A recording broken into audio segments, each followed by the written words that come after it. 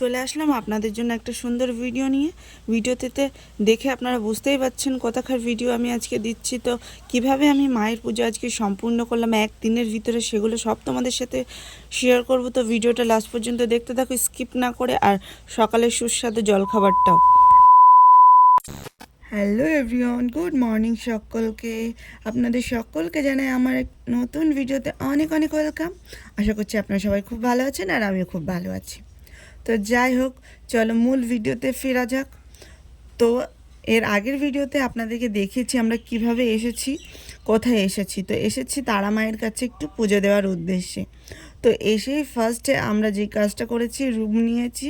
আর আমরা যেহেতু ভোরবেলায় লেগেছি, রুম নিয়ে স্নান কমপ্লিট করে রেডি হয়ে চলে যাচ্ছি মায়ের কাছে পুজো দেওয়ার উদ্দেশ্যে। কারণ আমাদের হাতে খুব সময় কম, সেই জন্য এসেই আগে পুজোটা দিয়ে নেব। তারপরে যদি কোথাও যেতে পারি, একটু ঘুরতে পারি, চেষ্টা করব। জানি হয়তো হবে না, কারণ হাতে খুবই কমায়, একদিনের সময় নিয়ে এসেছি। আর কি উদ্দেশ্যে এসেছি পুজো দিতে তোমাদেরকে তো বলাই হয়নি। আর এদিকে দেখো মায়ের মন্দিরটাও দেখিয়ে দিলাম তোমাকে। আর আমিও ফার্স্ট টাইম দেখছি, আর আমার মনে কি বলবো তোমাদেরকে, এই তারাপীঠে আসার জন্য কতটা এক্সাইটিং হয়েছিলাম কি বলবো। অনেকটাই আশা ছিল, অনেক দিন ধরেই ইচ্ছে ছিল, কিন্তু আশা হচ্ছিল না। যাই হোক, অবশ্যই মা টেনেছে বলে আসতে পেরেছি। তো এখান থেকে ডালা নিয়ে নিয়েছি, ও মায়ের জন্য শাড়ি নিয়ে এসেছিলাম বাড়ি থেকে। আমিও এনেছিলাম একটা, দাদাও এনেছিল একটা। তো মায়ের জন্য দুটো শাড়ি নিয়ে আসা হয়েছিল। তো এসেই এদিকে চলে এসেছি মায়ের পুজো দেওয়ার লাইনের জন্য। এসেই তো মাথায় হাত, কখন পুজো দেবো আর কখন বাড়ি যাব, কারণ আজকে দুপুরবেলা দুটোতে আমাদের ট্রেন আছে। তো যাই হোক, সব কিছু ভাবনা চিন্তা করে আমরা পুজোটা কমপ্লিট করে নিলাম। কমপ্লিট করে এদিকে একটু পুকুর ধারে যে আরতি করে আছে, সেখানে একটু ধূপ জ্বালিয়ে, প্রদীপ জ্বালিয়ে আরতি করে চলে আসলাম মায়ের মন্দিরের ভিতরে। পুজো দেওয়ার সময় কোনো ভিডিও ক্লিপ নিতে পারিনি, কারণ ওখানে ফোন বের করার সময়ই পাইনি। মাকে দর্শন করব না তোমাদেরকে দেখাবো, বুঝতে পারছিলাম না, ওই জন্য মাকে দর্শন করেছি। করে আর মায়ের দর্শনটা করেই তোমাদের সাথে আবার চলে এসেছি।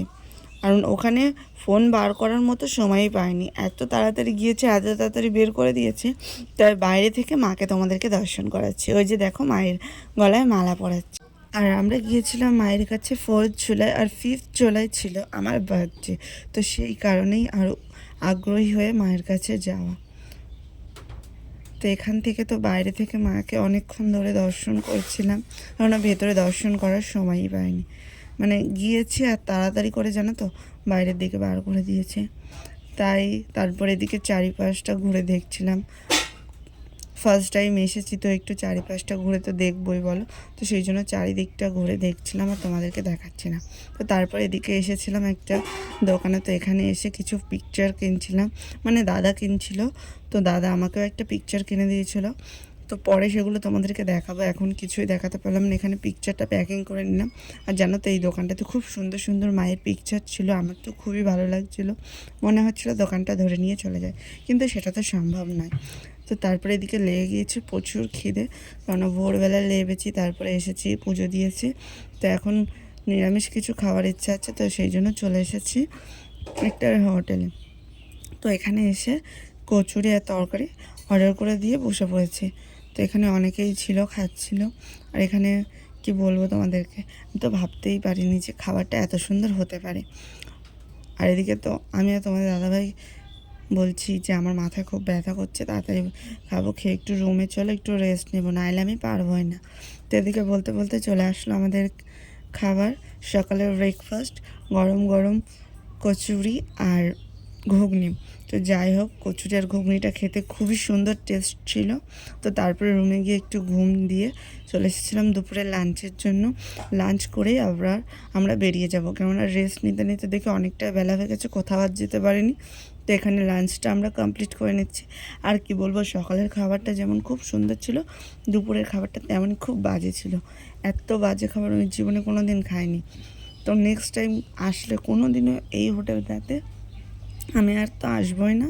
আর তোমাদেরকে লাস্টে আমি দেখেও দেবো, তোমরা যদি কেউ আসো তাহলে এই হোটেলটাতে ভুলেও এসে খাবে না, কোনো খাবারগুলো এত বাজে কি বলবো। আর আমি তো খেতেই পারছিলাম না, তাও কোনো রকমে জোর করে খেতে হয়েছিল, কারণ অনেকগুলো টাকা নিয়েছিল। এবার আমাদের তো আর অত সামর্থ্য নেই যে আবার অন্য একটা হোটেলে গিয়ে খাবো। তো সেই জন্য কষ্ট মষ্ট করে কোনো রকমে খাবারটা খেয়ে নিয়েছিলাম। আর এদিকে আমার মুখটা দেখে তোমরা বুঝতেই পারছো যে খাবারের কোয়ালিটি কেমন ছিল। আর আমি তো সব ভাত খেতেই পারিনি, তো যাই হোক নিয়ে ফেলেছি, কি আর করব, বুঝতে পারিনি এসে গিয়েছি, তো সেই জন্য খেয়ে নিয়েছি। ভিডিওটা এখানেই শেষ করলাম। তো ভিডিওটা ভালো লাগলে অবশ্যই এটা লাইক কমেন্ট আর শেয়ার করে যেও। আর এরকম নতুন নতুন ভিডিও পেতে আমাদের চ্যানেলটা অবশ্যই সাবস্ক্রাইব করে নাও। চলো বাই।